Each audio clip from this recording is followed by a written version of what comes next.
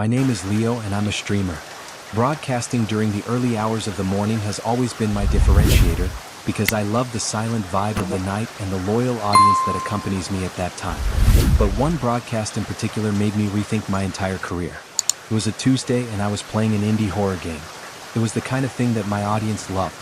Scary scenarios, unexpected scares, and my exaggerated reaction that made those watching laugh. The stream was going well with around 50 people in the chat interacting.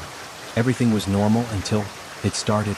Around 3 a.m. while I was exploring an abandoned house in the game, the chat started to get weird. A user with the name Observador93 sent the following message: "You are not alone."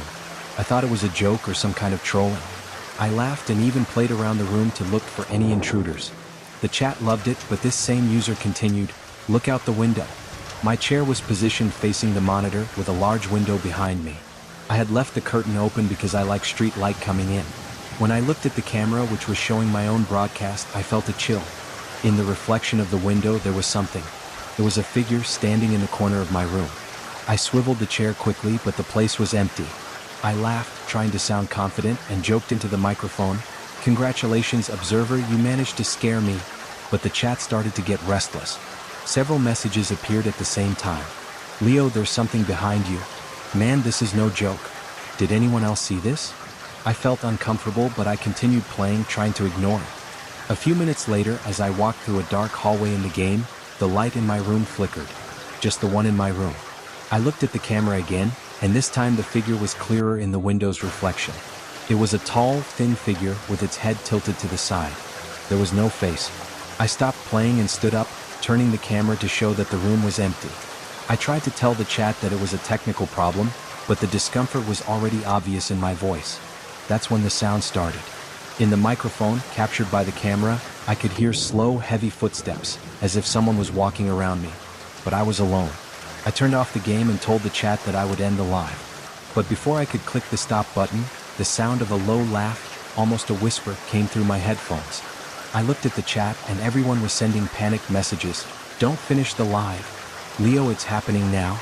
My camera began to flicker as if it was losing connection, and in the last moment before it shut off, I saw something terrifying. The figure was behind me, now clearly visible. She had no face.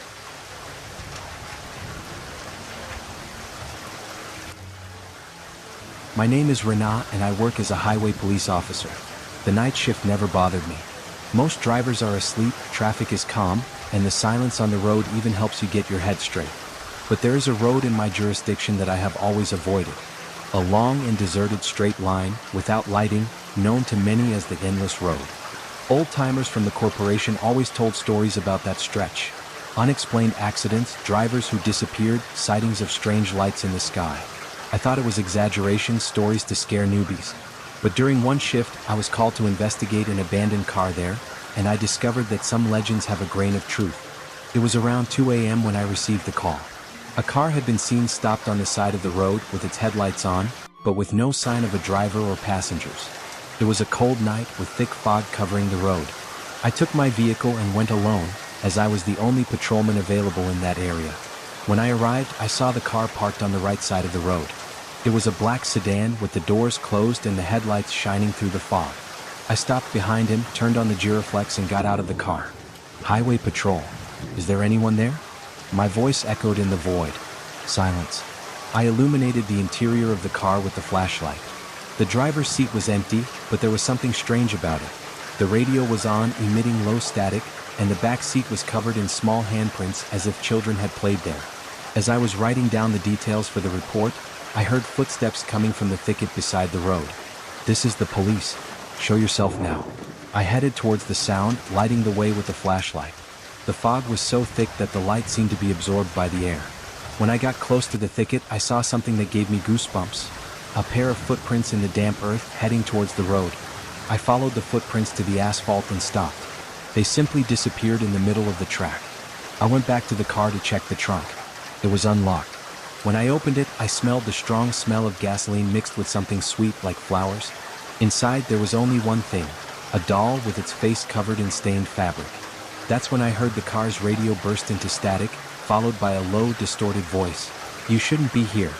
I ran back to the squad car and locked the doors. The radio was still playing static, but the words continued, repeating the same phrase. When I looked in the rearview mirror, I saw something that made my heart almost stop. The figure of a woman stood in the middle of the road, wearing white, with her long hair covering her face. She was still, but with every blink I gave she seemed to get closer.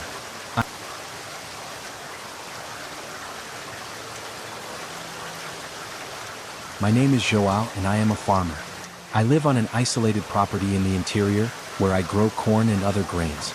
Most of my work is done during the day, but during harvest time I sometimes need to work at night. The countryside is calm at night, but the silence can be unsettling, especially when you are alone. It all happened during one of these night harvests. It was early August and the full moon illuminated the fields. The tractor was working well, and I was already used to the noise of the engine and the repetitive rhythm of passing row after row of cornfields. Around midnight, I turned off the tractor to check one of the rear wheels that seemed to be out of alignment. That's when I heard the first sound. It looked like someone running between the rows of corn. It was fast, as if a person was moving desperately. I stood still, trying to hear better, but the sound stopped abruptly. I looked around, but everything was quiet again. Maybe an animal, I thought, trying to ignore the shiver running down my spine. I decided to get back on the tractor and continue harvesting. A few minutes later, I saw something out of the corner of my eye. Between the rows of corn, a figure. She was tall, thin, and seemed to be watching me from afar. The moonlight reflected off something that appeared to be a face, but it wasn't human.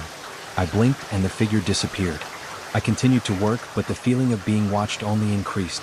The noise of the tractor, which normally comforted me, seemed muffled, as if something was sucking in the sound around me. As I approached the end of a row, I saw something that made my blood run cold.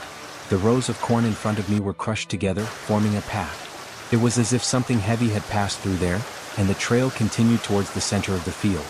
I stopped the tractor and got out, following the trail with the flashlight. About 50 meters away, I found something that shouldn't be there, a scarecrow. I hadn't put any scarecrows in that field. The scarecrow was positioned in the middle of the trail, but something was wrong. He was very tall, with disproportionate arms and ragged clothes. But the worst was the face. He had a mask made of burlap sacks, and when I shined the flashlight on it, I saw that there was something drawn on it. A wide, distorted smile made with black paint. I approached slowly, trying to understand who could have put it there. When I was a few meters away, I heard the sound of footsteps again. This time it wasn't far away. It was behind me. I quickly turned around, but didn't see anything. Just the rows of corn gently swaying. I looked at the scarecrow again, and he was no longer there. I ran back to the tractor and started the engine, but it sputtered and wouldn't start. As I tried to get him to take it, I heard a low laugh coming from the cornfield. It was a low, irregular sound, as if someone was trying to hold back laughter. Suddenly, something hit the tractor, shaking the vehicle. I grabbed my flashlight and pointed it across the field. Between the rows, I saw the figure again. She was closer this time, and there was something in her hands.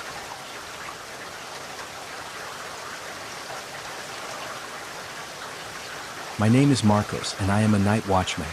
I've worked in scary places like empty warehouses and old factories, but nothing compares to the abandoned hospital where I was assigned for a few months. It was on the outskirts of the city, surrounded by stories that it had once been the scene of tragedies. I never believed in these things.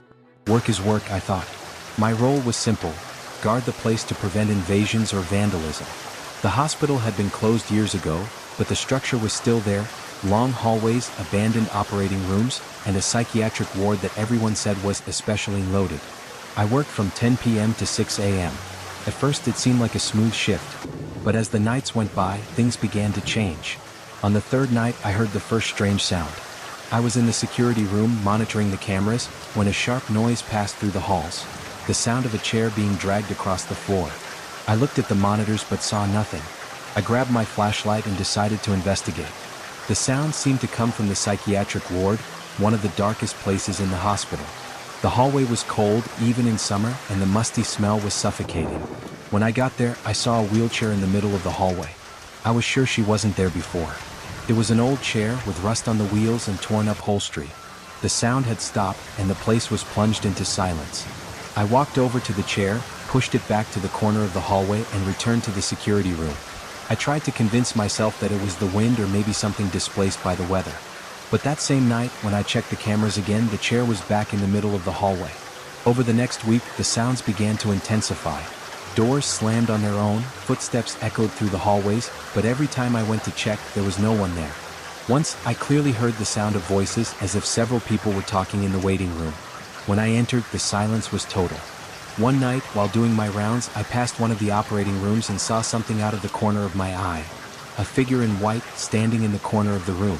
I turned around quickly, but the room was empty. I thought I was being paranoid, but what happened on my last night of work was the final straw. Around 3 a.m., I heard a deafening noise coming from the pediatric ward.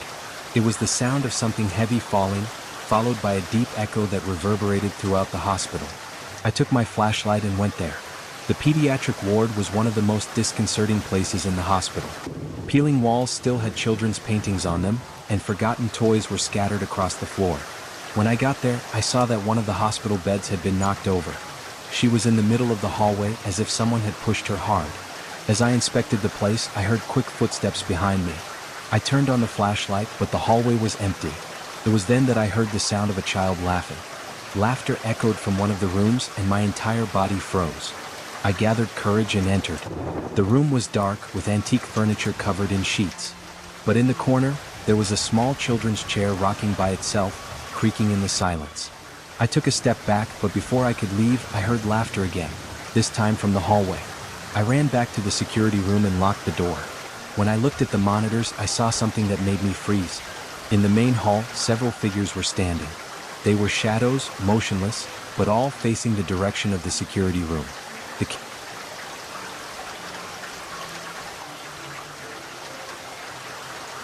My name is Diego, and I work as a night bus driver. The route I take is quiet, covering suburban areas and deserted city streets, where few people take transport. I've always found the night shift relaxing, but there's one night in particular that I'll never forget. It was a random Tuesday and I was in the middle of my commute. The bus was empty as it usually was after 11 p.m. The road was dark, and the only light came from the space street lights and the bus dashboard. Everything seemed normal until I arrived at an isolated stop. There he was. An ordinary-looking man wearing a black jacket and a cap. He waved at me and went upstairs. He didn't say anything as he passed through the turnstile. He just walked to the back of the bus and sat down. I thought it was strange because normally people prefer to be near the front on an empty bus, but I didn't think much about it. I continued driving, but at each stop I looked in the rearview mirror to see if he was moving. He was always in the same position, looking straight ahead, but something about him seemed off. It was as if he was tense, too still, with his eyes fixed on something I couldn't see. When I reached the penultimate stop, I looked in the rearview mirror again and realized that he had changed seats without making a sound. Now, I was in the middle of the bus, still staring at my reflection. "Are you going to come down here?" I asked, trying to remain calm. He didn't respond, just turned his head slowly towards the window. I thought maybe he was a drunk passenger or someone distracted. I continued until the last stop, which was an empty terminal. I stopped the bus, turned off the engine and turned around. "Last stop, sir." The bus was empty. I got up, walking down the hallway, lit only by the dim lights on the panel. I looked under the seats in the back and there was no one. I felt relieved, thinking that maybe he had come down without me noticing. But when I got back behind the wheel, I saw something in the rearview mirror. In the last seat at the back of the bus, the man was there. My heart sank and I quickly turned to look, but the bench was empty again. The bus dashboard flickered and the interior lights went out for a moment. When they returned, I heard a low sound, almost a whisper, coming from the background. "I'm with you." I don't remember how I got home that night. I drove to the company garage without looking back once.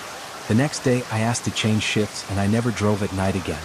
I still dream about that man sometimes. Always at the back of the bus, always watching me.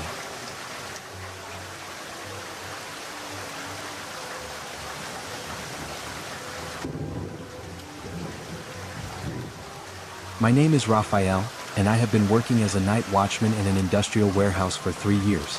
I always found the night shift peaceful. It's lonely, but I like the silence without the rush of the day. But after what happened on my last shift, I'll never feel comfortable in empty seats again. It was a normal night. My job was simple. Walk around the warehouse, check the cameras, and make sure everything was in order until dawn. The warehouse was huge, with narrow aisles between stacks of metal boxes and shelves that went all the way to the ceiling. At around 2 a.m., as I was doing my third round, I heard something fall in one of the far hallways. The sound was metallic, as if a bar had been knocked over.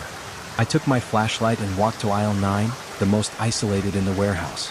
The place was cold, and the echo of my footsteps seemed much louder than usual. When I got there, I saw a metal bar lying on the ground. The strange thing was that it was right in the center of the hallway, as if it had been placed there on purpose. I checked the shelves, but none of them were out of alignment. There was nothing to explain how that bar had fallen. I lifted her up and continued my round, trying to ignore the discomfort. I went back to the security room and started reviewing the cameras. Most showed the same as always: empty corridors, stacked boxes, and absolute silence.